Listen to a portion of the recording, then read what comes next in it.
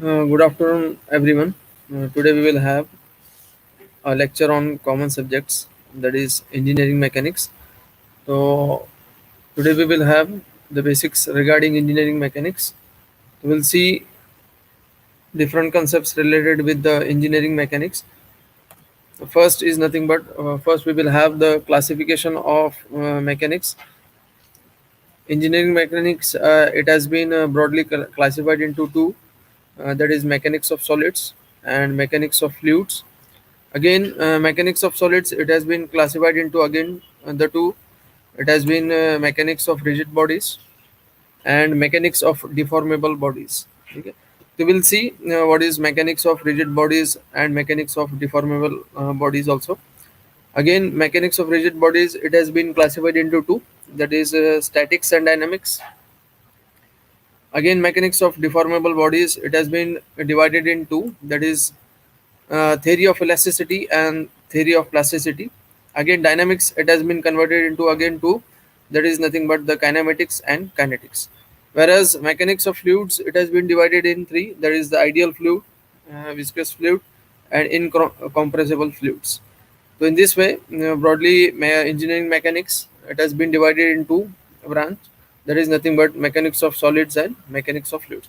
So we'll see in short what are the different fields related with engineering mechanics, or what is engineering mechanics. We will see the different concepts related with engineering mechanics. So next is nothing but first we will have the mechanics of deformable bodies. The mechanics of deformable bodies deals with how forces are distributed inside bodies and with the deformation caused by these internal force distributions. Okay? As it has been called as the deformable bodies, that means it is an effect. The effect of forces will be there on the bodies. External, when their external force it has been applied on a body, there may be change in its shape. Okay? So such bodies, it has been called as the deformable bodies. Okay? Due to stress, there will be stresses developed in the bodies. There will be internal force produced, that is called as the stresses in the bodies, which could ultimately result in the failure of the material itself. If the for more number of forces are applied, or more number of stresses it has been developed in the body, which will result in the failure of the body. Okay? Whereas what is principles of a rigid body, mechanics often provide the beginning steps in analyzing these internal stresses and resulting deformations. These will be studied in courses called as strength of materials or mechanics of material. That means various stresses involved in a body, when a force it has been exerted, when an external force it has been applied on a body. So all the stresses developed in the body, it has been studied in a different subject, that is strength of material or mechanics of materials. Okay. So when stresses develop, what is the stress force which has been applied on a body on a particular area. Okay. So force upon area is nothing but the stress. So again, broadly, engineering mechanics, the various concepts related with the engineering mechanics again can be studied with the help of the strength of materials also. Various types of stresses will be studied in the strength of material subject. Okay. Again, mechanics of fluids is nothing but the mechanics of fluid is a branch of mechanics that deals with the liquids or gases. Again, there is broadly classified into fluids, that is the mechanics of fluids. Again, the branch of mechanics that deals with the liquid or gases is nothing but mechanics of fluids. Fluids are commonly used in engineering applications. They can be classified as compressible or compressible fluids. While all real fluids are compressible to some degree, most liquids can be analyzed as incompressible in many engineering applications. Okay? So most of the fluids, they are incompressible fluids. Most of the fluids, they are incompressible. They are categorized into incompressible fluids. The study of the mechanics of the fluids will be studied in courses such as fluid mechanics. In fluid mechanics, again, it may be broad view of what are the different forces acting on a fluid. It has been again studied in the fluid mechanics. That is the compressible flow, hydraulics, and others.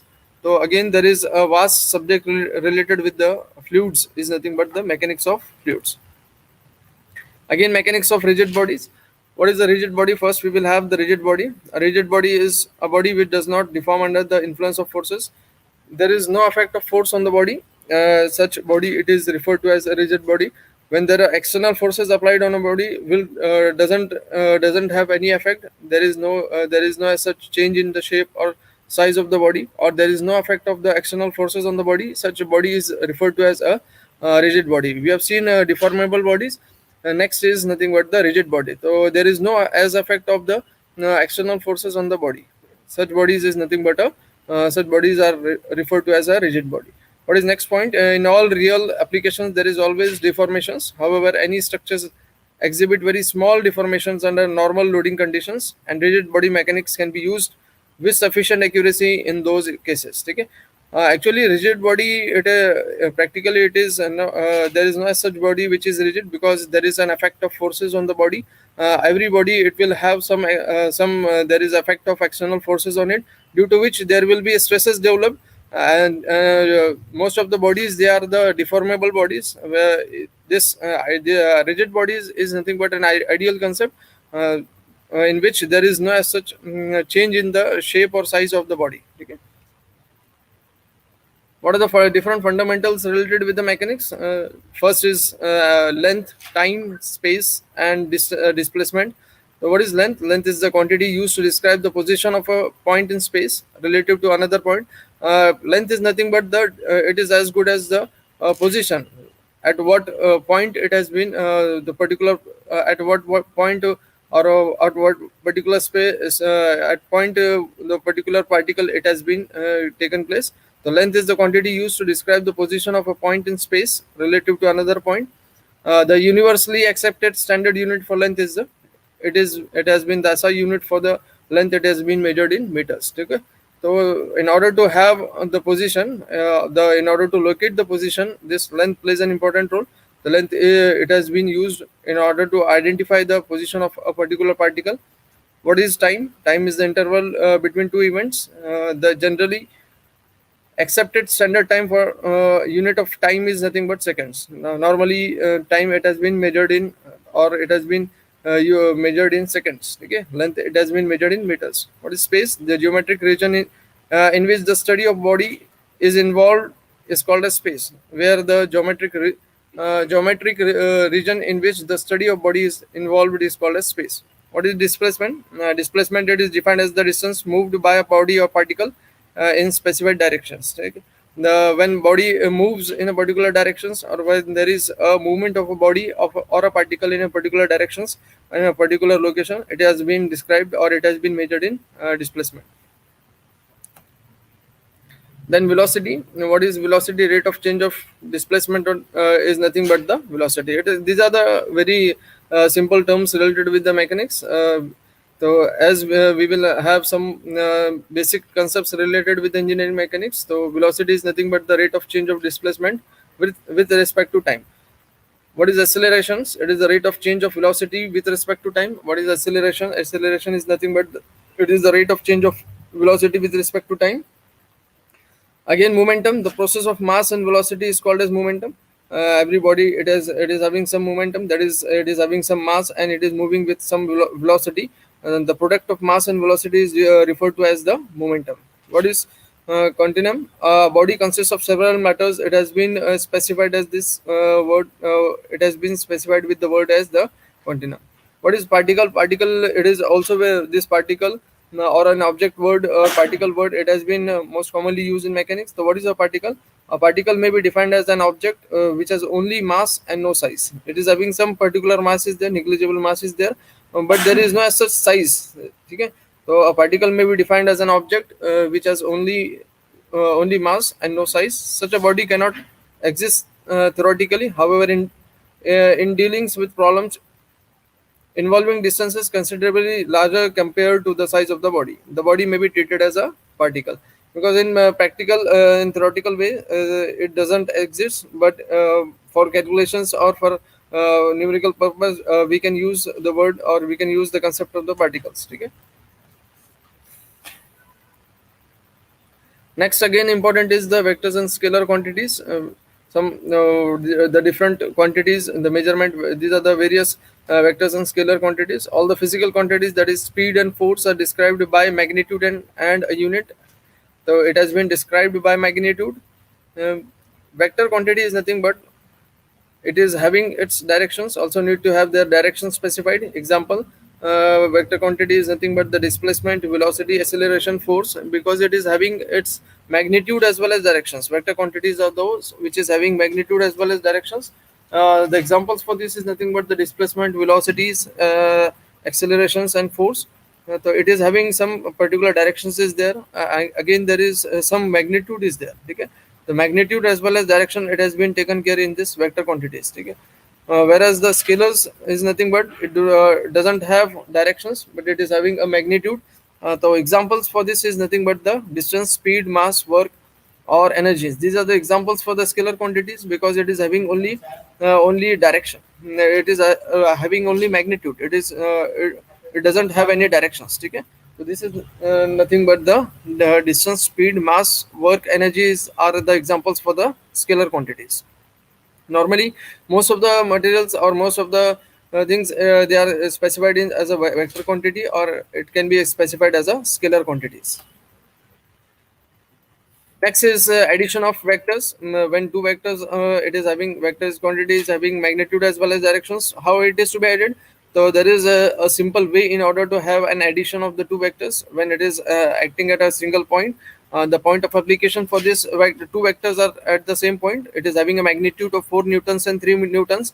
It is moving from left to right, and it is moving from up to down, but the starting point it has been same. The starting point for both the vectors it has been same. So how to add the two different types of vectors? Okay, so there is a simple calculations in adding this. The simple Pythagoras theorem it has been applied. And how to add this vector quantities?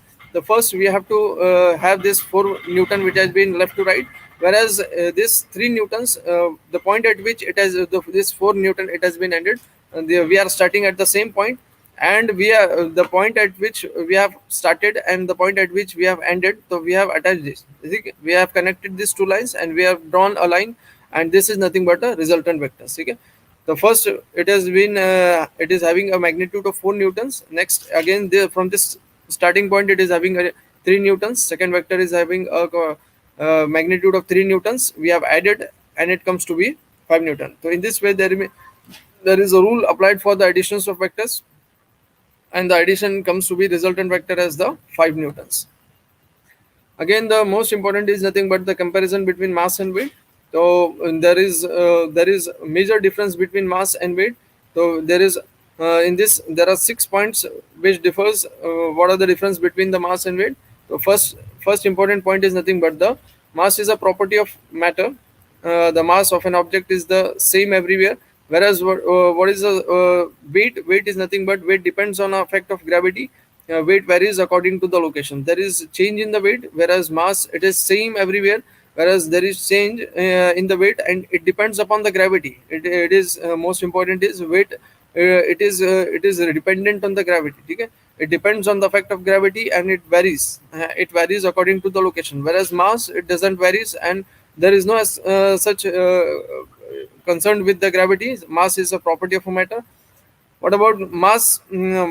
Mass can never be zero, whereas weight can be zero. Okay, because if there is no gravity is there, if there is the gravity, it has been zero. So there is no weight. Weight can be zero if no gravity acts upon an object, as in space. And the best example is space. The weight in the space is nothing because there is no gravity in the space. Therefore, weight of any object of or any body it has been zero. But mass there is some value. Mass will never be zero. Will not be zero. It will have some value. Whereas weight in space will be zero. What's third point related with the mass and weight? A comparison between mass and weight. The mass does not change according to locations, whereas weight increases or decreases with higher or lower gravity, because it depends upon gravity. Therefore there may be increase or decrease in the weight. Okay, so weight increases or decreases with higher or lower velocities. Okay, so it depends upon higher and lower velocities. So the weight always changes. It depends upon the gravity. Therefore it can be increased or decreased depending upon the gravity. Okay. What about the fourth point related with the mass? Mass is nothing but mass is a scalar quantity because it is having only magnitude. It doesn't have any directions. Therefore, it is a scalar quantity. The mass is a scalar quantity. It has magnitude.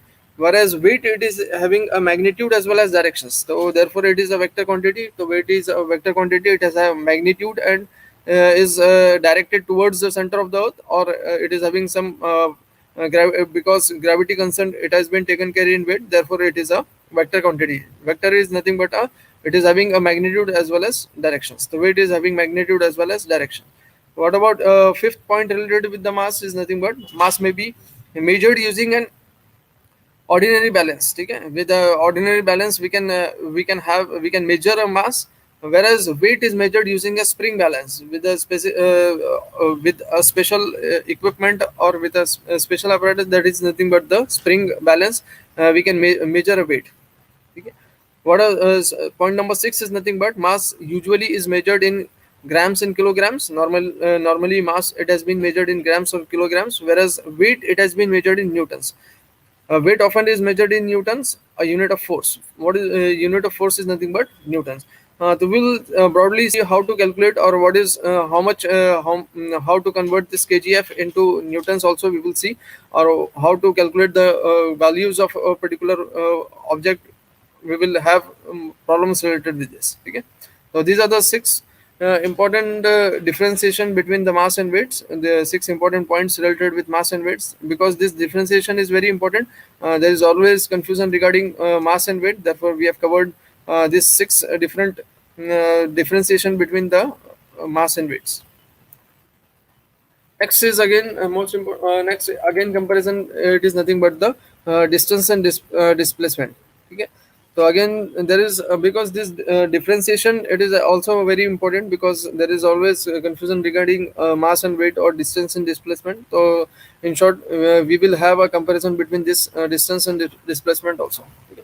So serial number one is nothing but distance is the length of the path traveled by body while moving from initial position to a final position. It is just the length of the path. Distance is just a length. We are measuring the length from one point to other point, or from, when an object travels from one point to other point, we are finding out its length.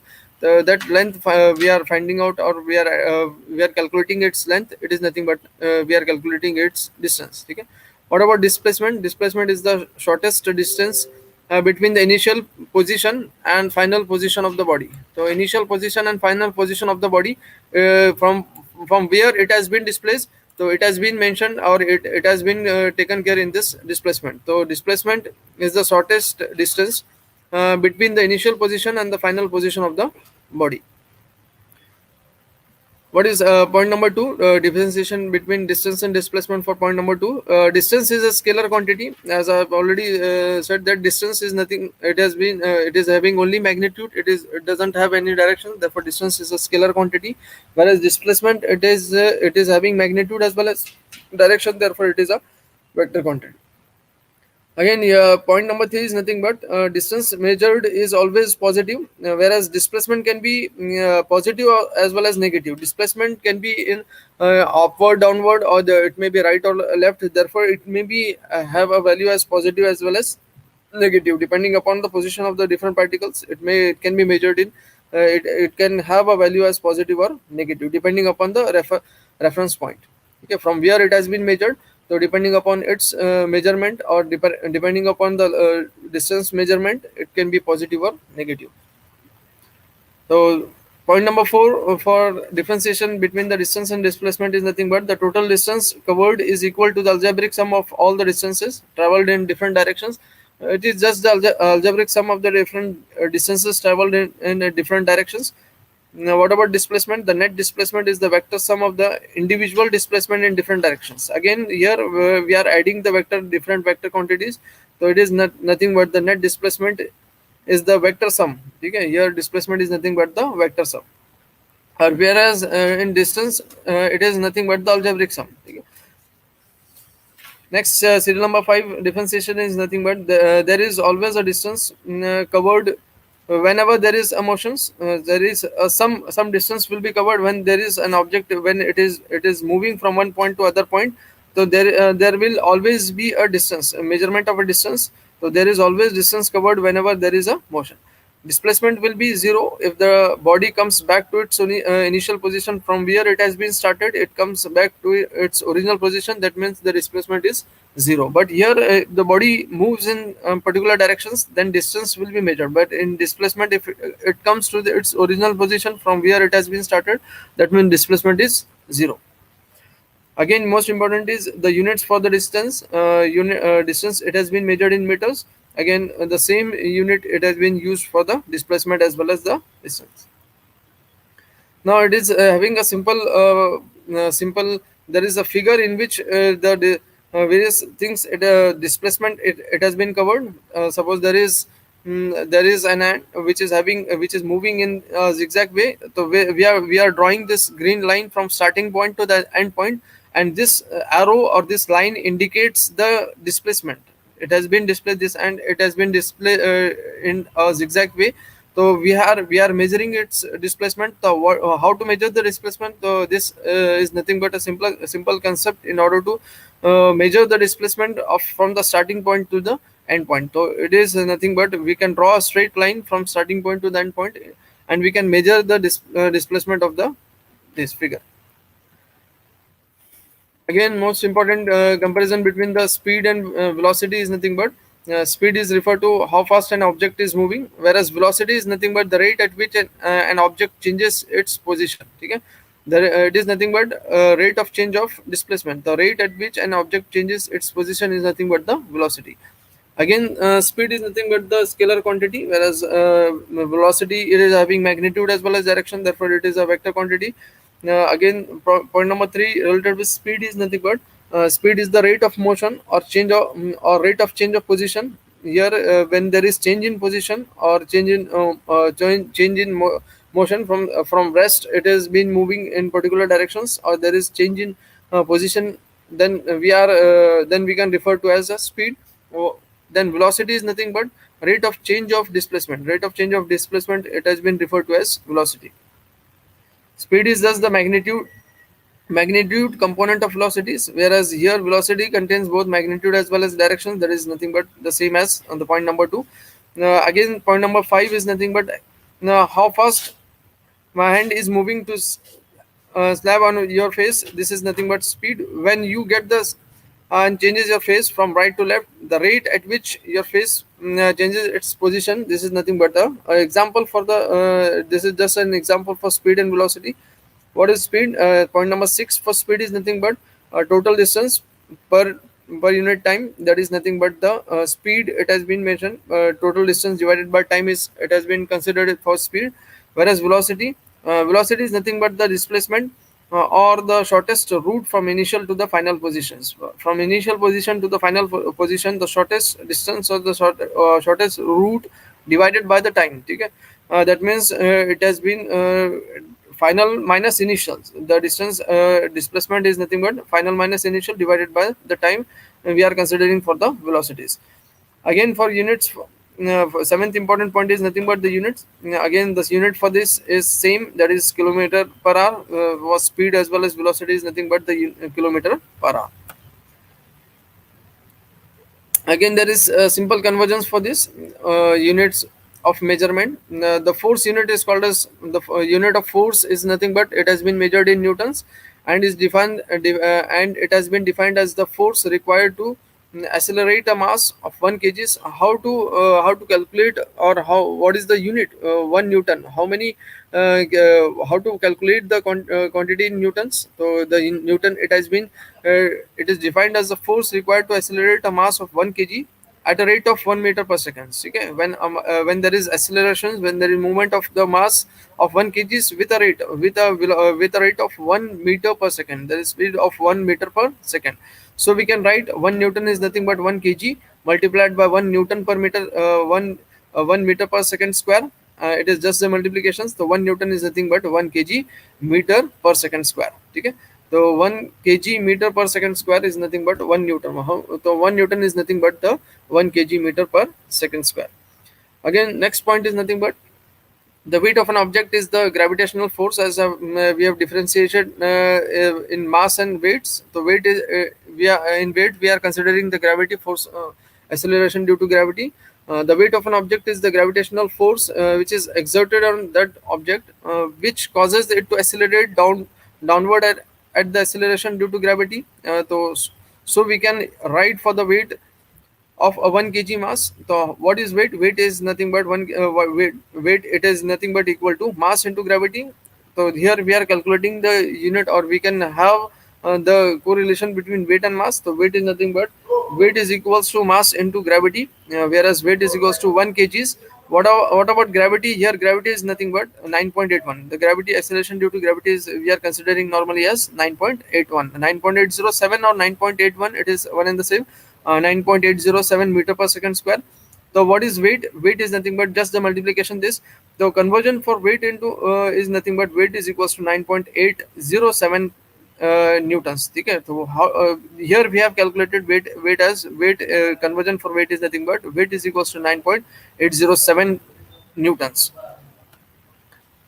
There are some suffix which has been normally used. 10 raised to 9, that is giga, whereas 10 raised to 6 mega, kilo again 10 raised to 3, centi 10 raised to minus 2, 10 raised to minus 3, that is milli, 10 raised to minus 6 micro, and 10 raised to minus 9 nano, and 10 raised to minus 12 pico.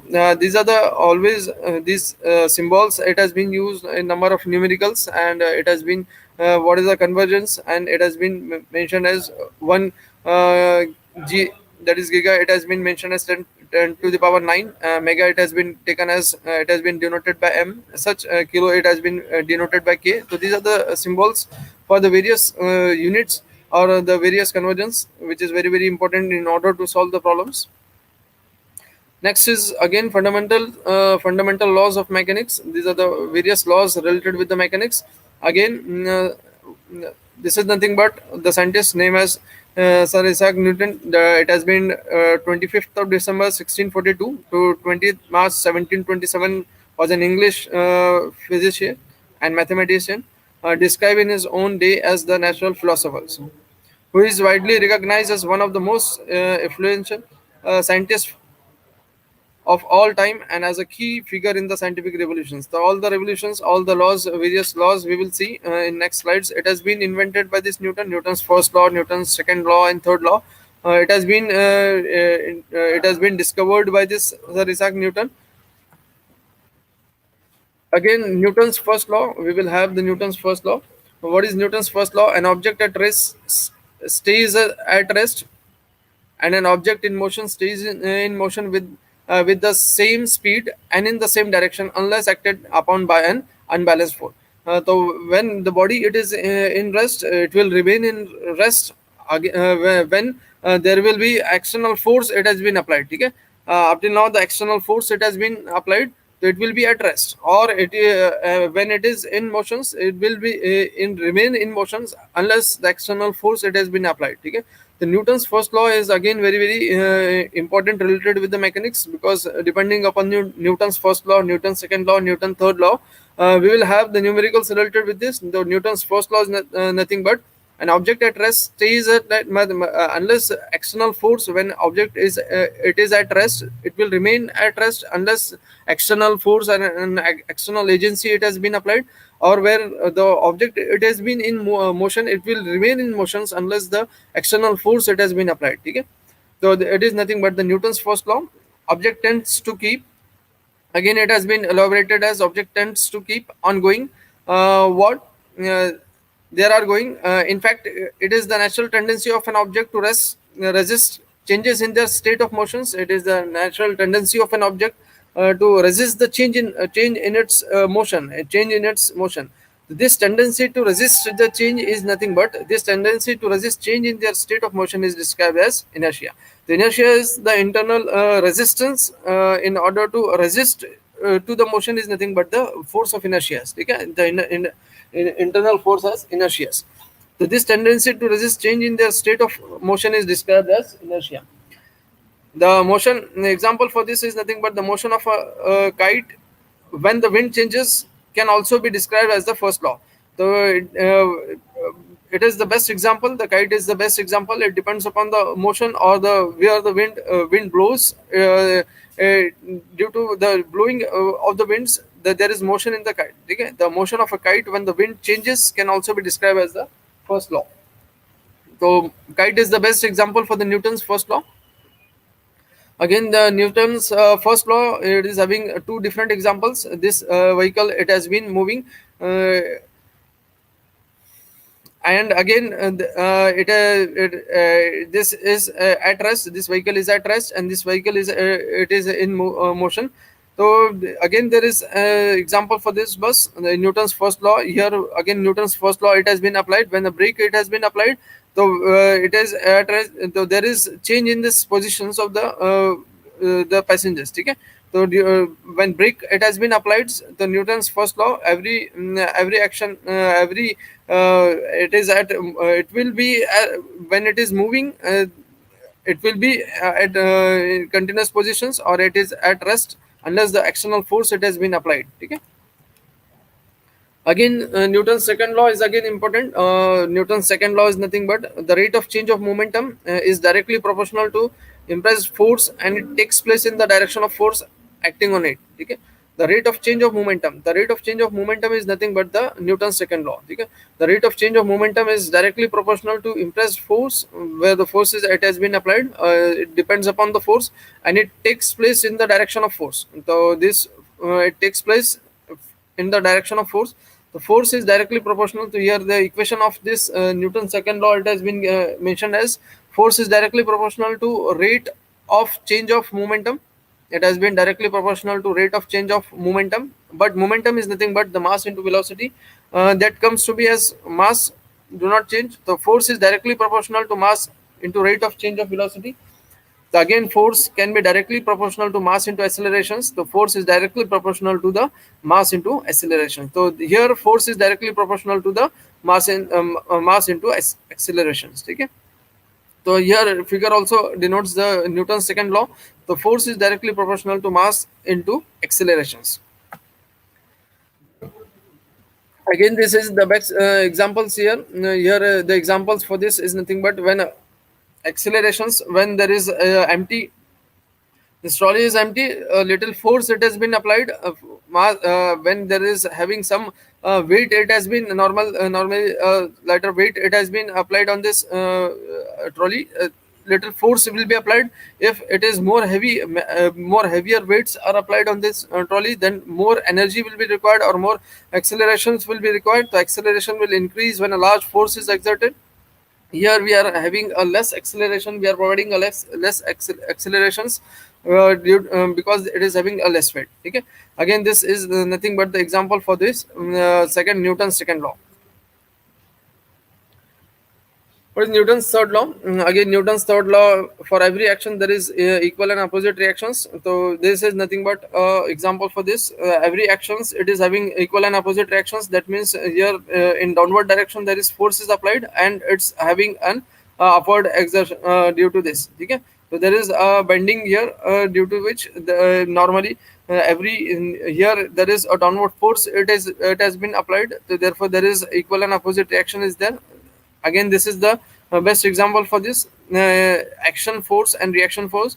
That is, while we are moving in forward directions, we have to have there is motion in this in the legs, due to which we can have the motion in the forward directions. We can have due to flow of water, we can have the motion in the forward direction. Therefore this is again an example for the Newton's third law. Again, Newton's law of gravitation. Again, this law, it is again very important. That is the Newton's law of gravitations. Every body attracts the other body. The force of attraction between any two bodies is directly proportional to the mass and inversely proportional to the square of the distance between them. Okay. So every body attracts the other body. And what is the Newton's law of gravitations? The force of attraction between any two bodies is directly proportional to their mass and inversely proportional to the, it is directly proportional to the mass and inversely proportional to the square of the distance. It is inversely proportional to the square of distance. So here it has F is directly proportional to the mass, and mass when they are when they are moving in towards each other. Okay. So according to this law, the force of attraction between the bodies of mass m1 and m2 at a distance d, as it has been given in this figure. whereas G is nothing but the constant for proportionality, because it has been directly proportional. The force is directly proportional to the masses between the two bodies, m1 m2. These are the masses. M1 and M2 are the masses, and the square of the distance separating between the two masses, that is small n. Here M1 is having somewhat smaller size, whereas M2 is having somewhat larger size, and it has been separated by distance, so it has been inversely proportional to the square of the distance, whereas G stands for the constant of proportionality.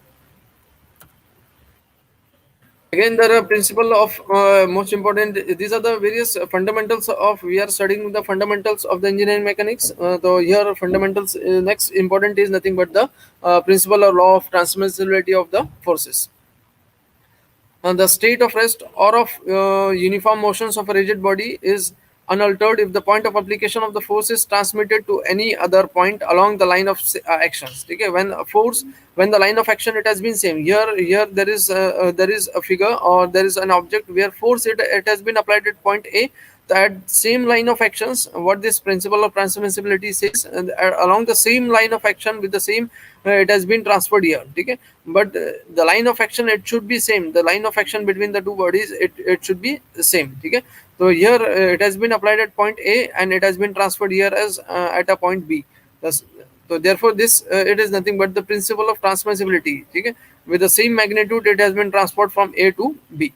The state of rest or of uniform motions of a rigid body is all unaltered if the point of applications of the force is transmitted to any other point along the line of action of the force. So again, these are the examples. Already this is nothing but the description for this case. When force it has been applied at A, it has been same. It has been transferred to the point at B. Again, these are the pull and push examples for the principle of transmissibility. The point of application is same. Okay? Along the same line of actions it has been applied. Therefore this is again an example for the principle of transmissibilities, or law of transmissibility of forces, or principle of transmissibility of forces. Again, important is a law of superposition. What this law says, the law of transmissibility of forces can be proved using the law of superpositions. Again, there is a correlation between the law of superpositions and the law of transmissibilities. Again, this transmissibility can be proved by the law of superposition. What this superposition says, which can be stated as the action of the given system of forces on a rigid body is not changed by adding. Okay, when it is not changed by adding or subtracting another system of forces in equilibrium. When some force it has been added, here we have added, we have added. Okay, so here force it has been applied at A, the same force, but here we have added and subtracted. That means this it has been, there is no change, because upward directions and downward direction, that means there is no as such action of these forces. Okay, so here we have changed, we are having this positive as well as negative directions. Again, this will after removing this at point B, what is the action for this force? So here there is the action for this force. Here in point number A, same by principle of transmissibility of simple principle of superposition, it has been transferred to the point B. So here output for the A is nothing but this.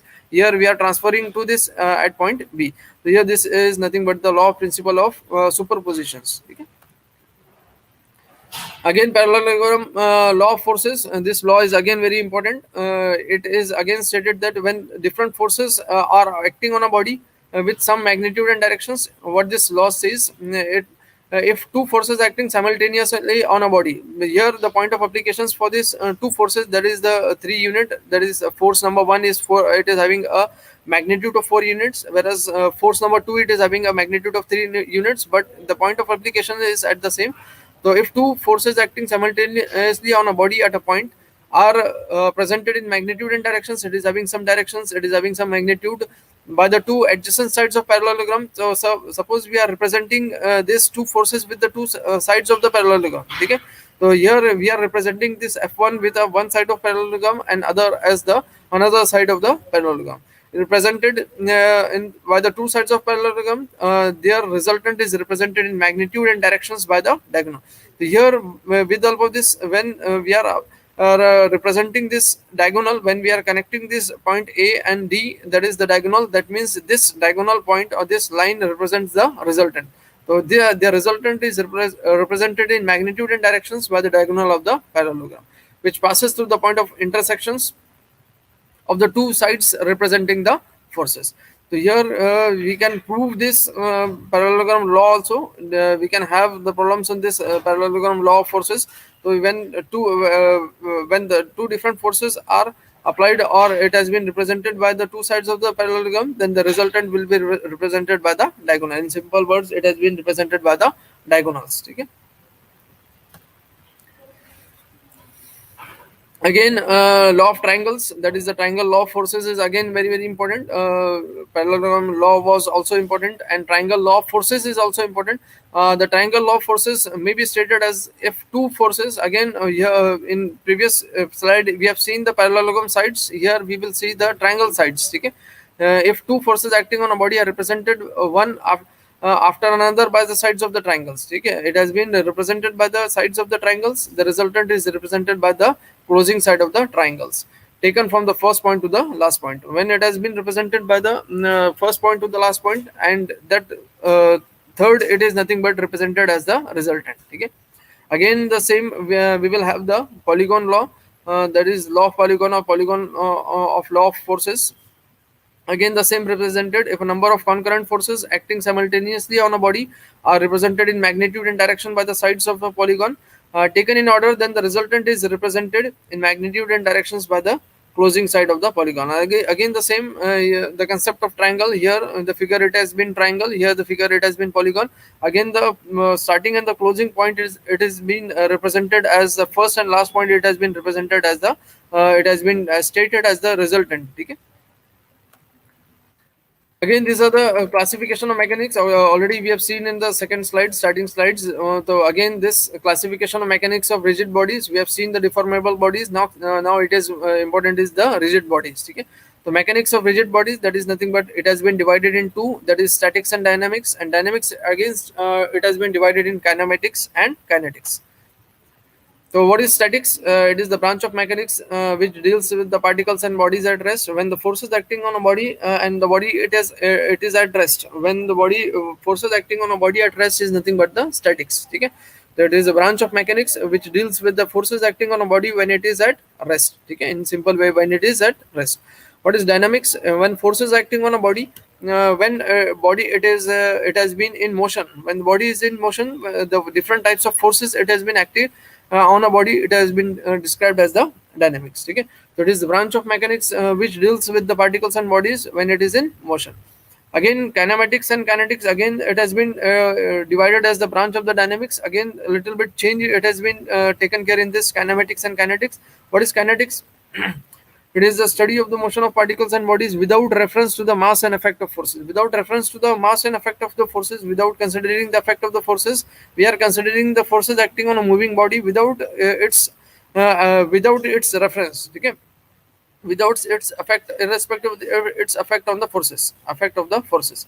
Whereas kinetics, the same forces are acting on a moving body, but we are considering the effect of forces. We are considering the effect of forces in the forces causing motions. Okay, we are considering the forces causing motion in kinetic, whereas in kinematics we are not considering the forces causing the motions. Okay. Again, most important is what is force? According to Newton's first law, force is defined as an action or agent which changes or tends to change the state of rest or of uniform motion of a body in straight line. So when a force it has been applied to a body at rest or a body in motion, in order to change its state, we are changing the state by applying the external force or external agency or external action. Such is nothing but external agency is nothing but a force. Okay, such external agency which is changing the state of motion, or which is changing the state of body at rest.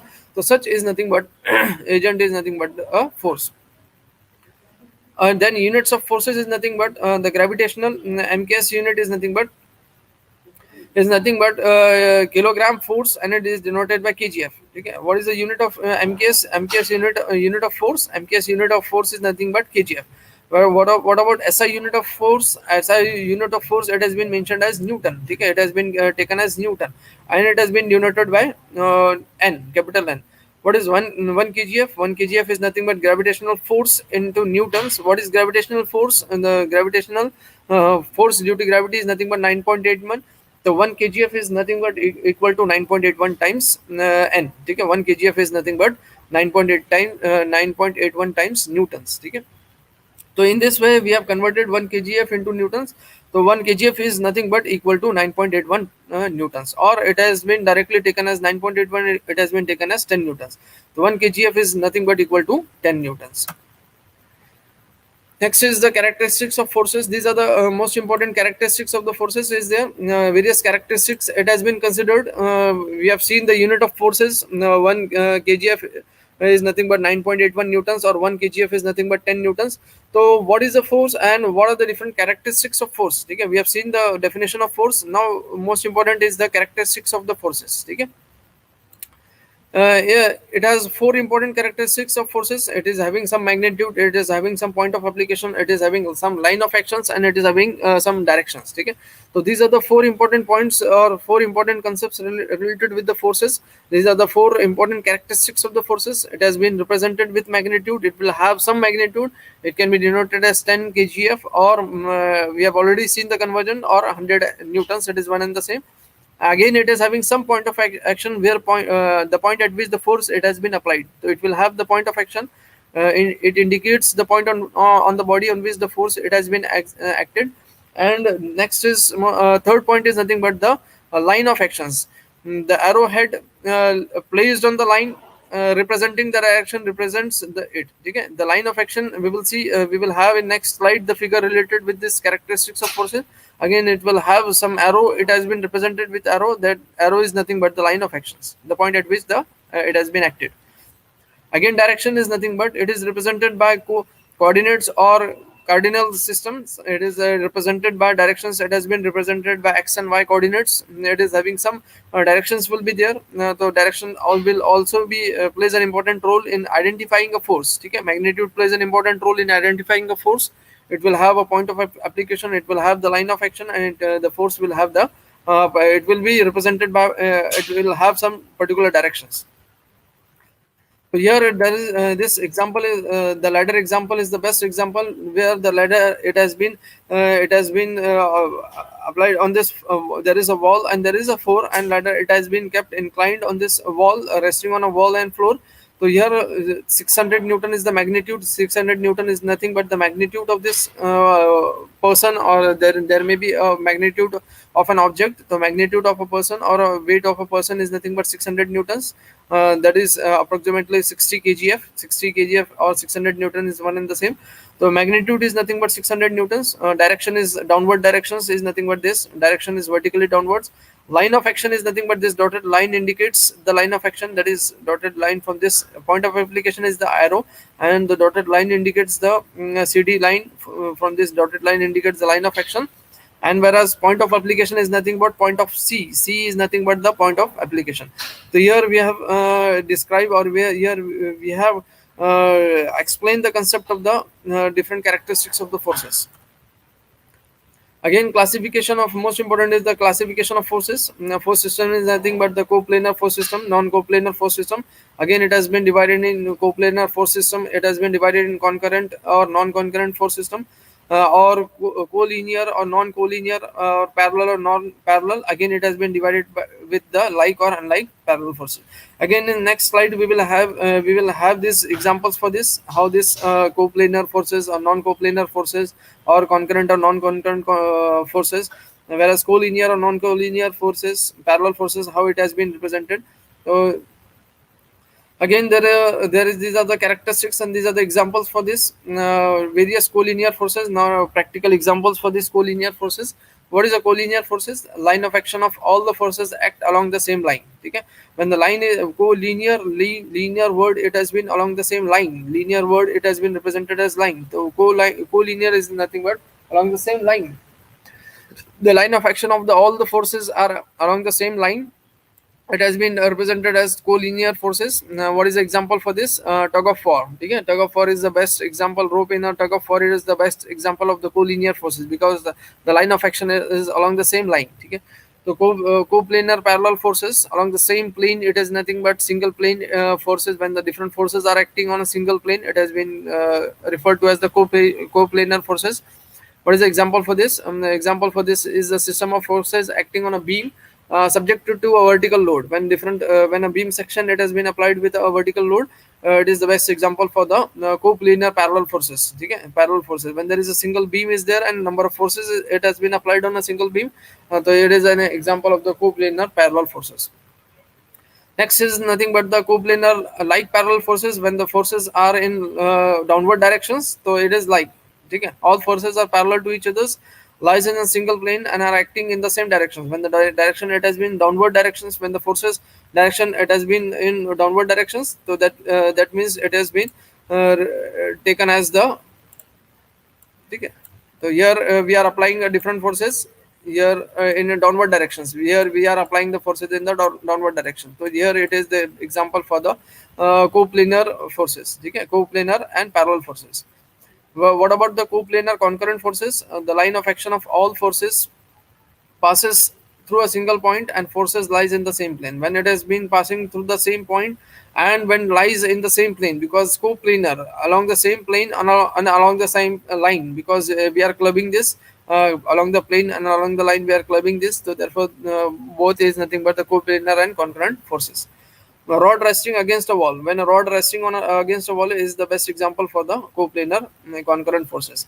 Again, coplanar non-concurrent forces is nothing but all forces do not meet at a point but lies in a single plane.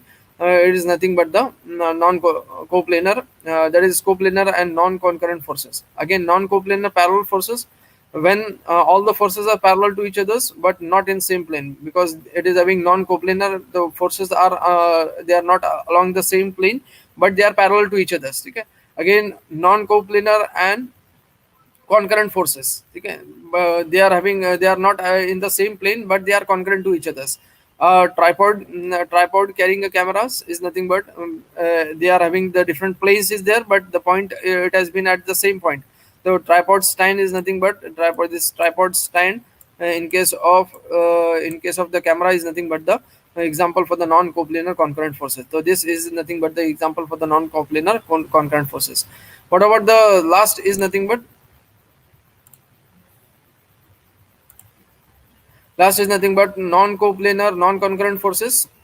All forces do not lie in the same plane and their line of action not passes to the same point. Okay, when the single then when it is not passing to the same point, it is nothing but the non-coplanar and non-concurrent forces. So these are the examples for this coplanar forces, because here along the same plane is there and along the same point is there. Okay, there is an example for the coplanar and the concurrent forces, whereas this is along the same plane is there but the points of applications or the points are at different points, so directions are different, so therefore non-concurrent. This is example for the non-coplanars. Along the same there is this along the x and z, the plane is different and they are parallel to each other. Okay, so parallel is there but there is no as such non-coplanar. Collinear along the same line it is and directions are different, so collinear the same line it has been tug of war is the best example for this collinear. So this is nothing but the figure for the collinear. And coplanar non collinear, along the same plane is there but it is not along the same line, same point, that is non-collinear. Again non-coplanar, in some plane it has been applied and it is at the same point, so therefore non-coplanar and concurrent forces. Here the plane is same but they are parallel to each other. Okay, and they are unlike parallel, but here it has been downward direction is same, therefore they are coplanar like parallels. Again last example for this is nothing but non-coplanar and non-concurrent forces. So along the different planes we have mentioned and along the different lines they are mentioned, therefore there is a non-coplanar and non-concurrent forces. Again, most important concepts related with the forces is nothing but the resolution of forces. Again, most important is nothing but the resolution of forces.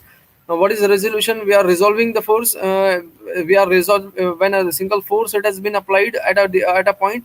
So for convenience, we are resolving in x and y direction, because this force is in space or in when it has been applied at any point, it is making some angles. Okay, Suppose this angle it has been made with the horizontal, it is making an angle of theta. Okay.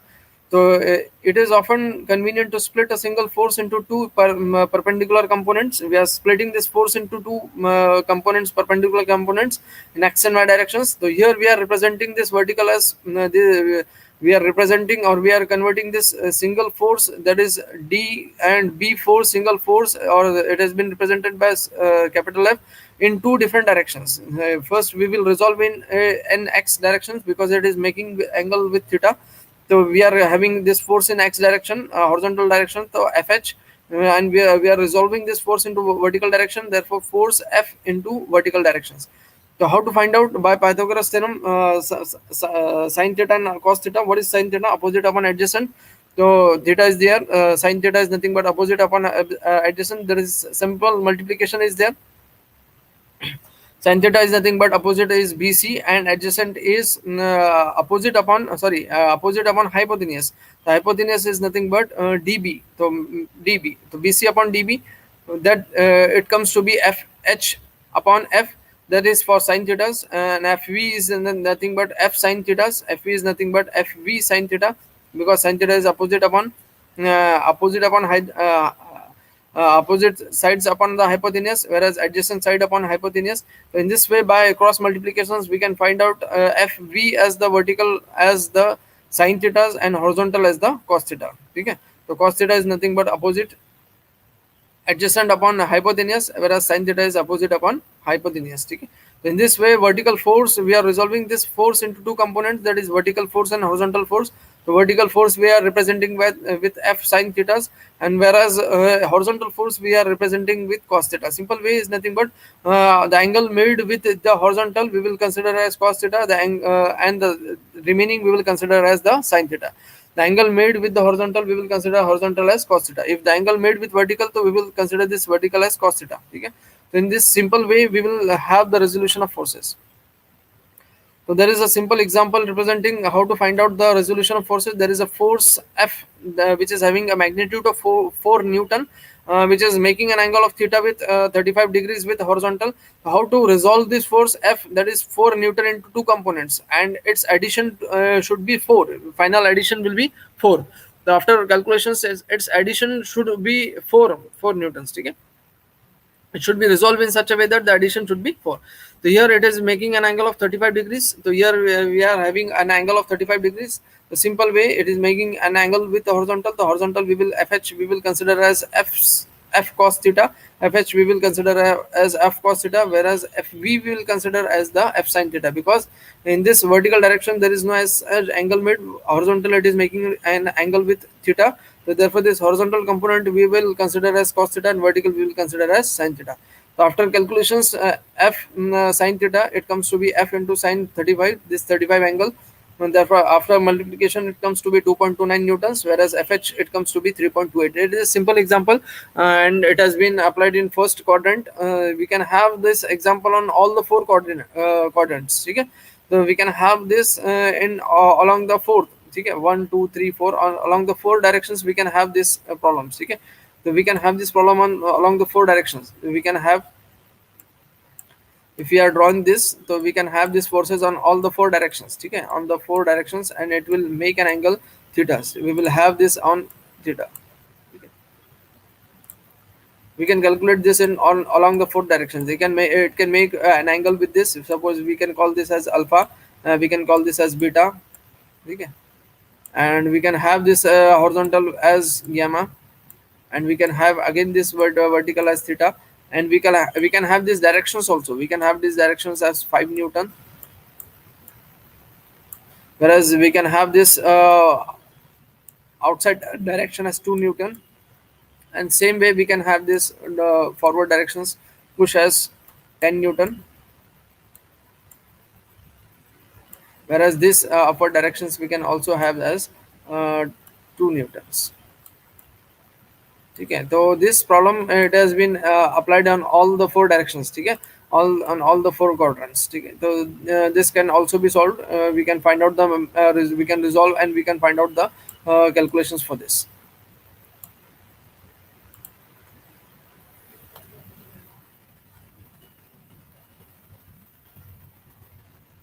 Next is nothing but composition of forces. After resolution of forces, we can have the composition of forces. Next example is for the composition of forces. The reductions of a given system of forces to a simplest system that will be equivalent is called as composition of forces. Or in simple words, it is nothing but the resultant of forces. When a number of forces are acting on a body, then we can represent it into a single force. We can represent the different forces acting on a body into a single force is nothing but a resultant force. Okay, composition of forces. So for simple simplified calculations, when number of forces are acting on a body, so we are assuming the effect of that different forces on a body as a single force. Okay. So how to find out? Again, there is a simple concept related with this. It is possible to find a single force which will have the same effect as that of the number of forces, okay, acting on a body. Such a single force is nothing but the resultant force. The process of finding out the resultant force is nothing but the composition of forces. Okay. So it is one and the same. The process is nothing but composition of forces, and the resultant is nothing but the single effect of the forces on a body. When the number of forces are acting on a body, it is what is its effect on what is how it has been represented by a single force. So such is nothing but the resultant of forces. Here we can have the concept of composition of coplanar concurrent forces. Already we have seen the example for coplanar and concurrent forces. So here we are having the composition of coplanar and concurrent forces. Composition of two forces. It is possible to reduce a given system of forces. Here it has been applied as a law of parallelogram of forces when it has been represented by two sides of parallelogram. Here first side, horizontal side, it has been represented by force P, and other side it has been represented by force Q, and resultant it has been represented by R. Okay? It has been drawn at the diagonals. So how to find out how to apply these forces? And this is nothing but the concept of the parallelogram law of forces. So here we have making an angle of theta.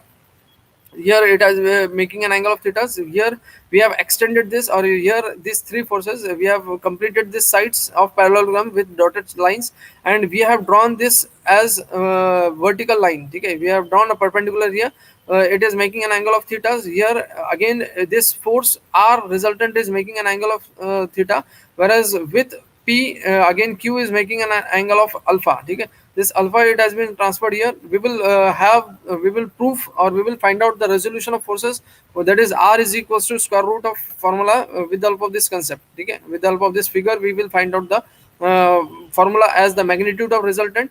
With the help of that formula, we can have simple multiplication is there, simple calculations, laws of triangles, or sin theta cos theta concept we are using. And again we are using the concept here. We are using the concept of parallel the, this rule. By applying this rule, hypotenuse rule, we can find out the formula as the resultant formula as nothing but R is equals to square root of P square plus Q square plus that is 2 PQ cos theta. This resultant formula is very important in order to calculate the different resultant, the effect of a different body, different forces on a body. So this, in order to calculate the resultant, this formula is nothing but resultant magnitude. We can calculate as square root of P square plus Q square plus 2 PQ cos theta. This can be proved by the previous slide. That is nothing but the law of parallelogram. Okay?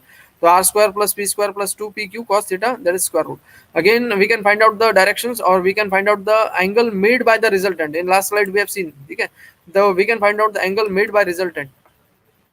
The angle made by this resultant. The angle made by the resultant is nothing but theta. So how to find out this theta? Tan theta is nothing but again the opposite upon adjacent. The opposite is nothing but Q sin alpha, and adjacent is nothing but the P plus Q cos alpha. So with the help of parallelogram law of forces, we can find out the value of the we can find out the magnitude of the resultant, and we can also find out the directions of the resultant as Q sin theta divided by P plus Q cos alpha.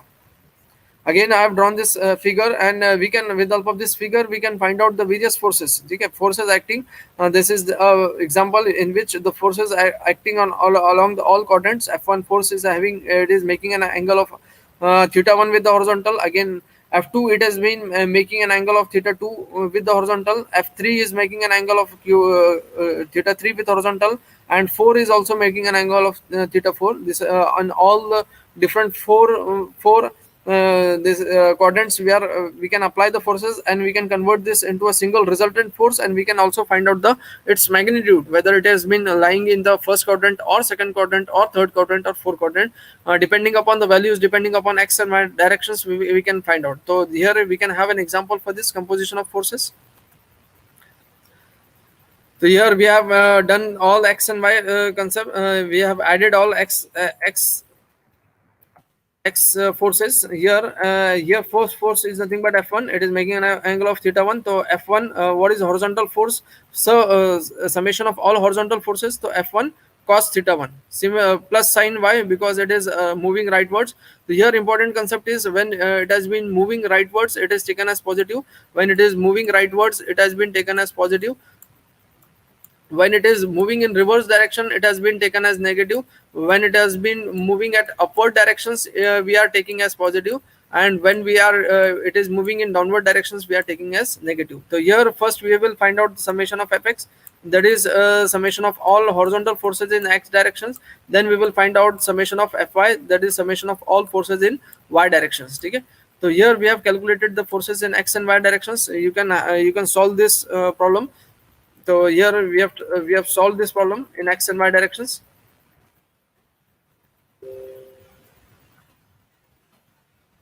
So x and y directions, we have calculated these forces in x and y directions, and resultant is nothing but just the summations, square root of fx square plus fy square, and theta is nothing but fy by fx. Okay. So here these are the examples for this. So here we have calculated summation of fx and fy, and we can calculate resultant theta. You can have this problem, you can solve this problem, or we can solve this problem with some values also. In next lectures we will solve this problem. So in this today's lectures, we have deal with, or we have completed the various concepts, various laws related with the mechanics. We have discussed the various concepts, laws related with triangle law or parallelogram law. We have discussed various laws. Again, we will have some more concept related with mechanics in next lecture. So today we will end this lectures. Already it has been we have discussed a number of things related with this. So here we will end this today's lectures. Tomorrow we will have again at the same time, we will have the next lectures on engineering mechanics. So again we will have some more concept related with the mechanics. Okay. So thank you. Today we will end this lectures. Thank you.